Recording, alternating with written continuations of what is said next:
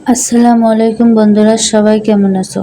আজকে তোমাদের মাঝে নতুন আরেকটি রেসিপি নিয়ে হাজির হলাম।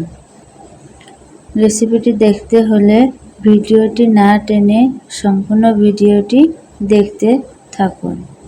তো চলুন মূল রেসিপিতে যাওয়া যাক। প্রথমে এখানে কতগুলো কচি সজনে নিয়েছি, তার সাথে পেঁয়াজ কুচি এবং রসুন কুচি নিয়ে নেব।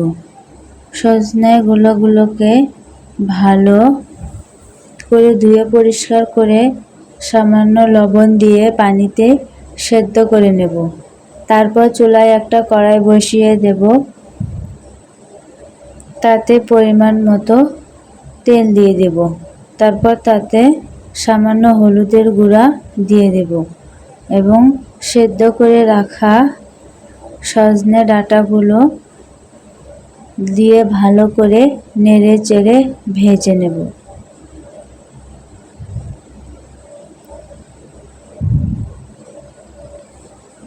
সজনে ডাঁটাগুলো কিছুটা ভেজে নেওয়ার পর তাতে কাঁচামরিচ, পেঁয়াজ কুচি এবং রসুন কুচি দিয়ে আরও নেড়ে চেড়ে ভালো করে ভেজে নেব। আরও কিছুক্ষণ ভেজে নেওয়ার পর তাতে আদা কুচি এবং ধনে পাতা দিয়ে আরেকটু নেড়ে চেড়ে ভালো করে ভেজে নামিয়ে নেব।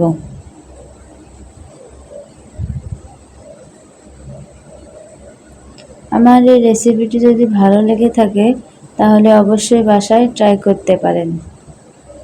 তারপর ভালো করে ভেজে সবগুলো উপকরণ নামিয়ে নেব।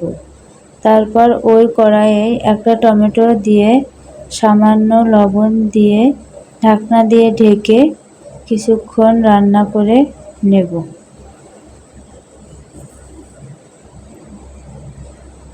তারপর চুলা থেকে নামিয়ে নেব।